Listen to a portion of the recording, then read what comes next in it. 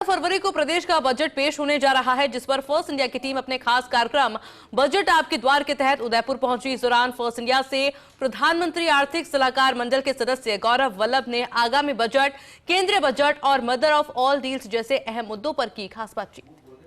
प्रधानमंत्री आर्थिक सलाहकार मंडल के सदस्य गौरव वल्लभ जी हमारे साथ में हैं। जी नमस्कार सर, बहुत स्वागत आपका। सर, उदयपुर के अंदर क्या उम्मीद लोग रखते हैं और अब जो बजट आने वाला है राजस्थान का, क्या उम्मीद है इस बजट से की जाए? देखिए, जो 1 फरवरी को केंद्रीय बजट आया उसमें टीयर 2 और टीयर 3 शहर, क्योंकि प्रधानमंत्री जी का मानना है कि भारत की अगली विकास यात्रा छोटे और मझले शहरों से निकलेगी। तो टीयर 2 और टीयर 3 के शहर जैसे उदयपुर, बांसवाड़ा, डूंगरपुर, इनके लिए 5,000 करोड़ रुपए का बजटरी सपोर्ट की व्यवस्था की गई ताकि इन शहरों का इंफ्रास्ट्रक्चर डेवलप हो सके और जो देश की अगली विकास यात्रा और जिसको अगर हम कहें कि विकसित भारत 2047 का जो संकल्प की यात्रा है वो इन शहरों से निकले। और एक संयोग देखिए, जब हम डबल इंजन कहते हैं तो 1 फरवरी को सेंट्रल बजट आया, 11 फरवरी को राज्य का बजट आएगा, 1 और 1 11 हो गया। बिल्कुल।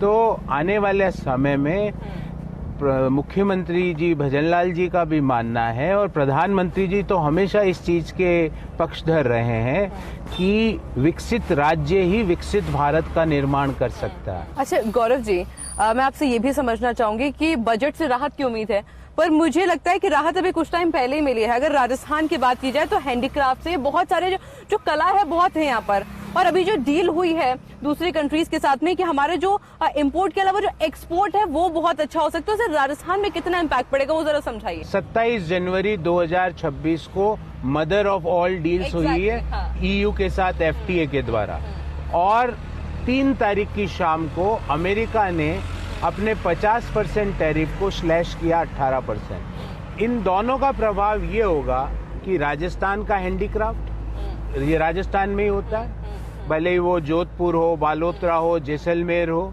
राजस्थान का हैंडलूम, भले ही वो सांगानेर हो, भले ही वो बगरू हो, भले ही वो अलवर हो, राजस्थान का लेदर प्रोडक्ट, भले ही वो उदयपुर हो, भले ही वो वागड़ का एरिया हो, राजस्थान का टेक्सटाइल, भले ही वो भीलवाड़ा हो, इन सब जगह पे नए नए निवेश का अवसर इस का काम होगा और इन सारे उद्योगों में नए रोजगार का सृजन होने का काम आने वाले बजट से प्रदेश के लोग आशा लगाए हुए बैठे हैं। वो क्यों आशा लगाए हुए बैठे हैं? क्योंकि मुख्यमंत्री जी भजनलाल शर्मा जी जो कहते हैं वो करके दिखाते हैं। आप ये बताइए, आपको इतना ज्ञान है, आप लोगों से मिलते हो, पूरे देश में ऐसा कोई राज्य है जिसने अपने पहले साल में इन्वेस्टमेंट सबमिट करी है? सिर्फ राजस्थान ऐसा राज्य रहा। क्या ऐसा कोई राज्य है जो हर साल 1-1 लाख सरकारी भर्तियां एक साथ लगाता है? वो राजस्थान एक ऐसा राज्य है। क्या आपने कभी पहले राजस्थान में पिछले भजनलाल जी के पहले कभी सुना कि कोई परीक्षा बिना लीक हुए हुई? और सर, ये तो मेरे को बड़ी खुशी होती है जानकर कि बीजेपी प्राउड करती है इस चीज के ऊपर, क्योंकि बोलने को है नहीं विपक्ष के पास में। अगर वो बोले कि पेपर लीक होते तो कहाँ होते भाई, प्रूफ दो इस चीज का। बिल्कुल। आप बताइए कि पिछले 2 साल और 2 महीने हो गए भजनलाल जी शर्मा की सरकार को सेवा का काम लेते हुए, उसमें एक पेपर भी लीक हुआ क्या? हजारों, हर संडे हर शनिवार को एक पेपर होता है सरकारी परीक्षा का, पर एक परीक्षा भी लीक नहीं हुई है। इसी को गवर्नेंस का मॉडल, इसी को लोगों का जो साथ है, सबका साथ और सबका विकास का मॉडल, और इसी को विकसित राजस्थान के मॉडल कहा जा सकता है। सर, मैं चाहती हूँ कि महिलाएं और रोजगार यानी कि युवा, वो क्या अपेक्षा रखे इस बजट से और कितनी उनकी अपेक्षा अब तक पूरी हुई? क्योंकि पेपर लीक का तो आपने खैर जिक्र किया ही। और दूसरा, एक तो ही सरकारी नौकरियां, पर उदयपुर शहर में बड़ी बड़ी कंपनियां हैं, ऐसी कंपनियां जो देश के लेवल पे अपना नाम और परचम लहरा रही है। वो कंपनियों में किस तरह से हमारे शहर के, हम मेवाड़ के युवाओं को ज्यादा से ज्यादा रोजगार मिले, वो तभी संभव है कि उन माइनिंग कंपनीज में नए नए मिनरल्स की खोज हो। इस धरती को वरदान है कि दुनिया का हर खनिज यहाँ पे, पर नए खनिज का एक्सप्लोरेशन नहीं हो रहा है।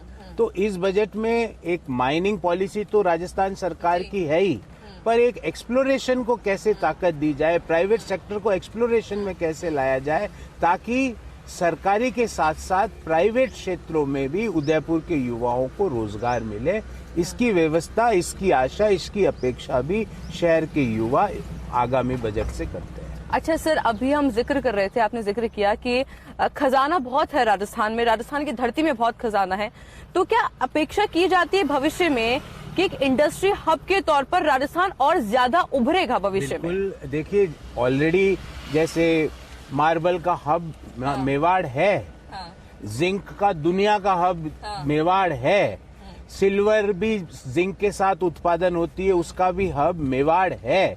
पर नए यहाँ इस धरती को वरदान है, ईश्वर का आशीर्वाद है कि सुंदरता के साथ संपदा। मैं हमेशा मेवाड़ के लिए एक ही शब्द यूज करता हूँ, सौंदर्य के साथ संपदा। यही इस धरती की ताकत है। तो इस संपदा का सस्टेनेबली, बिना पर्यावरण को नुकसान पहुंचाए, आप देखिए आज भी जो पहाड़ हैं, जो झीलें हैं, आपको देश में या दुनिया में इतनी साफ कहीं नहीं मिलेगी।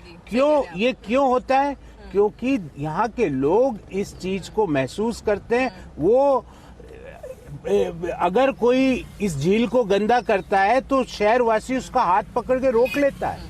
यही यहाँ की ताकत है। तो उस संपदा का सस्टेनेबली कैसे दोहन हो और यहाँ के युवाओं को कैसे रोजगार मिले, इसके बारे में भी हम आगामी बजट से अपेक्षा रखते हैं। बहुत शुक्रिया सर, क्योंकि उदयपुर में कई बार आई और मैंने उदयपुर कई बार घूमा भी, पर इतना करीब से मैं जो उदयपुर को समझ पाई हूँ शायद आज ही समझ पाई हूँ। बहुत शुक्रिया आपका।